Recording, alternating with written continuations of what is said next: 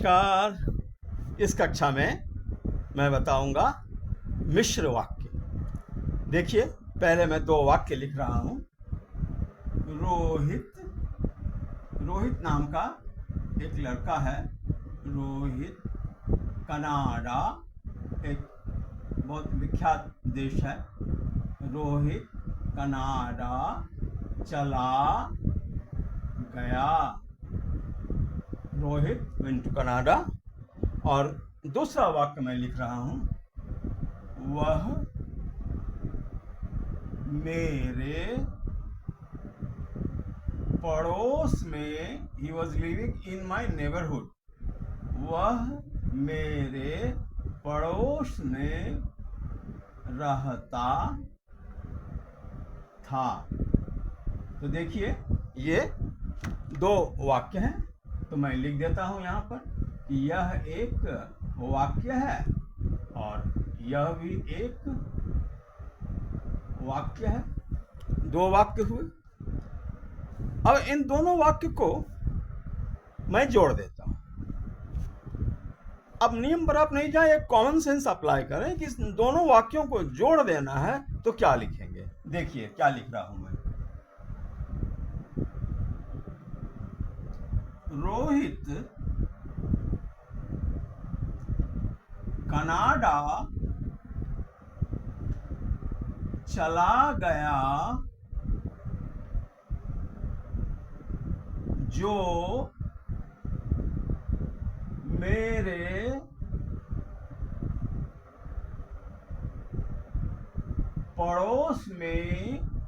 जो मेरे पड़ोस में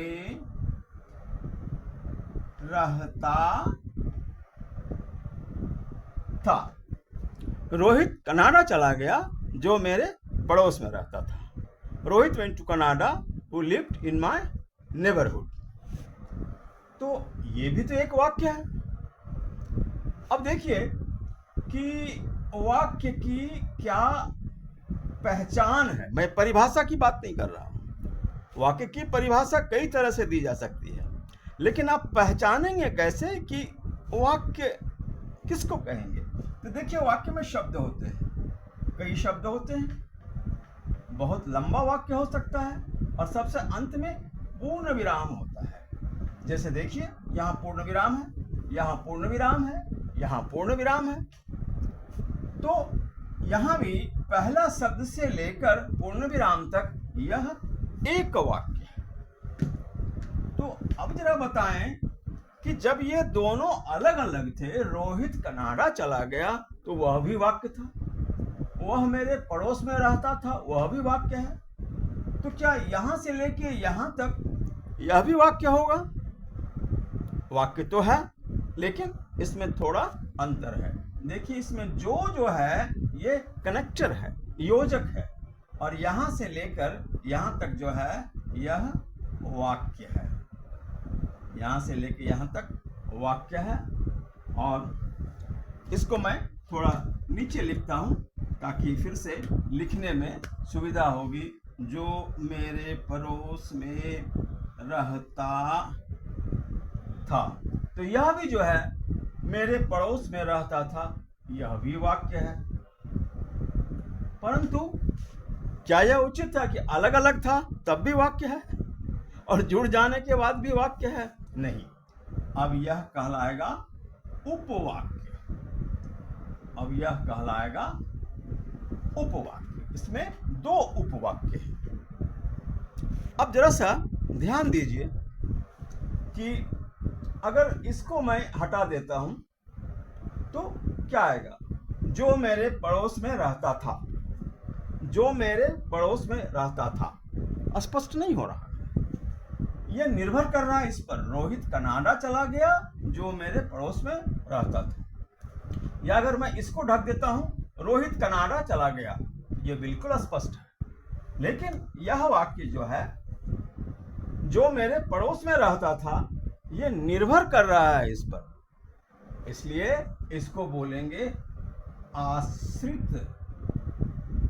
ये आश्रित उपवाक्य है।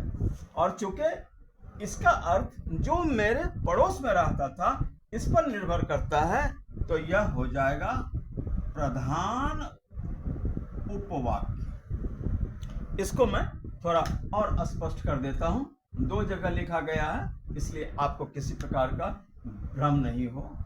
यह है आश्रित उपवाक्य, यह इस पर आश्रित है, इसका अर्थ इस पर आश्रित है, यानी इस वाक्य में एक प्रधान उपवाक्य है और फिर एक आश्रित उपवाक्य है।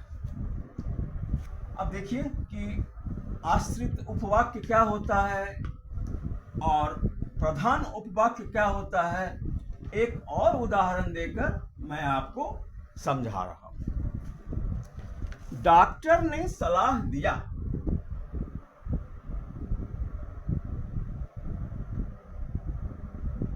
डॉक्टर ने एडवाइज्ड, डॉक्टर ने, द डॉक्टर एडवाइज्ड, डॉक्टर ने सलाह दिया, यह एक वाक्य है।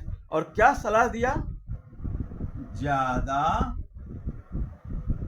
ज्यादा मीठा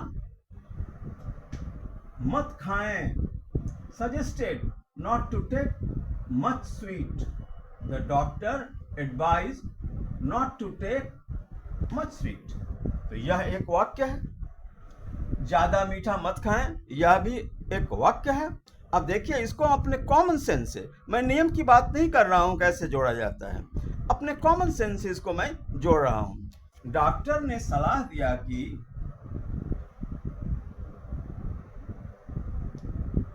डॉक्टर ने सलाह दिया कि ज्यादा मीठा मत खाएं। ये की जो है ये कनेक्टर है। तो डॉक्टर ने सलाह दिया, यह एक उपवाक्य है, और ज्यादा मीठा मत खाएं, यह भी एक उपवाक्य है। तो यह एक उपवाक्य है, वाक्य का एक हिस्सा है। मैंने आपको बताया कि पहले शब्द से लेकर पूर्ण विराम तक जितना भी है वो वाक्य होगा, और चूंकि 2 हिस्से में है तो यह उपवाक्य हो गया और यह भी उपवाक्य हो गया। अब देखिए कि क्या इसका मतलब क्या निकलता है। ज्यादा मीठा कि ज्यादा मीठा मत खाएं, क्या हुआ, किसने कहा, क्या बात है, यह निर्भर कर रहा है इस पर। यह क्या है, आश्रित है, इसलिए इसे आश्रित उपवाक्य कहा जाएगा। और यह देखिए इसको मैं ढक देता हूं, डॉक्टर ने सलाह दिया, यह किसी पर निर्भर नहीं है, इसका अर्थ स्पष्ट है, किसी पर निर्भर नहीं है। तो यह हो जाएगा प्रधान उपवाक्य। तो यह प्रधान उपवाक्य है, यह कनेक्टर है, योजक है, और यह जो है आश्रित उपवाक्य है। तो अब देखें कि इसके आगे मैं बतला रहा हूं कि मिश्र वाक्य को और स्पष्ट कर रहा हूं। ध्यान देंगे, अब तक आप ये समझे कि मिश्र वाक्य में एक प्रधान वाक्य होता है और एक उपवाक्य होता है, आश्रित उपवाक्य होता है। अब इसके आगे देखें, फिर से ध्यान देंगे, मैं सूचना भेज दूंगा, मैं सूचना, आई विल इन्फॉर्म, मैं सूचना भेज दूंगा, यह एक वाक्य है। और इसमें मैं सीधा लिख दे रहा हूं, मैं सूचना भेज दूंगा। मैंने 2 वाक्य अलग अलग नहीं लिखे, मैं जोड़ के बतला रहा हूं। मैं सूचना भेज दूंगा जब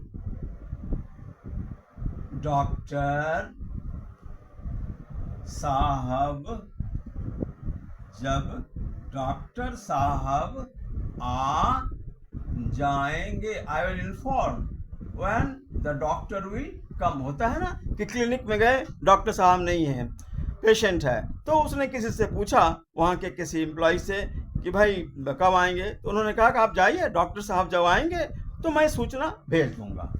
तो यह भी देखिए क्या है कि इसमें ये जो है, ये जो पहला है, मैं सूचना भेज दूंगा, अपने आप में स्पष्ट है, मैं सूचना भेज दूंगा। तो यह हो गया प्रधान उपवाक्य। और जब डॉक्टर साहब आएंगे, यह हो गया आश्रित, ये इस पर आश्रित है। जब डॉक्टर साहब आएंगे, क्या जब डॉक्टर साहब आएंगे, ये इस पर निर्भर कर रहा है, मैं सूचना भेज दूंगा, यह हो गया आश्रित उपवाक्य। तो अब थोड़ा सा इसमें मैं और स्पष्ट कर दूं कि अंग्रेजी में इसको बोलते हैं प्रिंसिपल क्लाउज। प्रिंसिपल क्लाउज, जब वाक्य बड़ा होता है और एक सब्जेक्ट प्रेडिकेट लेकर वर्ब रहता है तो उसको क्लाउज बोलते हैं, वो मैं बाद में समझाऊंगा। ये हुआ प्रिंसिपल क्लाउज और ये हुआ सब ऑर्डिनेट क्लाउज। आपने पढ़ा होगा अंग्रेजी व्याकरण में, तो ये और स्पष्ट हो गया। तो अब तक हम लोगों ने क्या सीखा कि जो मिश्र वाक्य होता है उसमें, जो मिश्र वाक्य होता है उसमें एक होता है प्रधान उपवाक्य, प्रधान उपवाक्य, और फिर एक कनेक्टर होता है, योजक होता है, एक योजक होता है, और फिर क्या होता है बताइए आप, याद कीजिए, आश्रित उपवाक्य, जो कि इस पर डिपेंड करता है, निर्भर करता है, आश्रित उपवाक्य। तो मिश्र वाक्य में एक प्रधान वाक्य होता है, योजक होता है और आश्रित वो वाक्य होता है। और अब देखिए आश्रित वाक्य की संख्या एक से अधिक हो सकती है। मैंने जो उदाहरण दिए उसमें एक ही आश्रित वाक्य का उदाहरण दिया, लेकिन आश्रित वाक्य की संख्या एक से अधिक हो सकती है। तो इसको थोड़ी सी तुलना कर लें आप अंग्रेजी ग्रामर से, इंग्लिश ग्रामर से। तो मिश्र वाक्य को बोलते हैं कॉम्प्लेक्स सेंटेंस, कॉम्प्लेक्स सेंटेंस। और कॉम्प्लेक्स सेंटेंस में क्या होता है, एक प्रिंसिपल क्लाउज, एक होता है प्रिंसिपल क्लाउज और उसके बाद सब ऑर्डिनेट क्लाउज, सब ऑर्डिनेट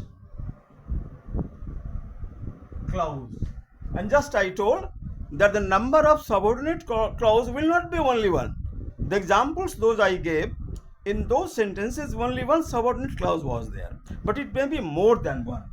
तो कॉम्प्लेक्स सेंटेंस एक प्रिंसिपल क्लाउज होता है, प्रधान उपवाक्य, और दूसरा आश्रित उपवाक्य, और एक से ज्यादा हो सकते हैं। इस प्रिंसिपल क्लाउज को चूंकि आपको तुलना करना है अंग्रेजी व्याकरण से, इसको मेन क्लाउज भी कहते हैं।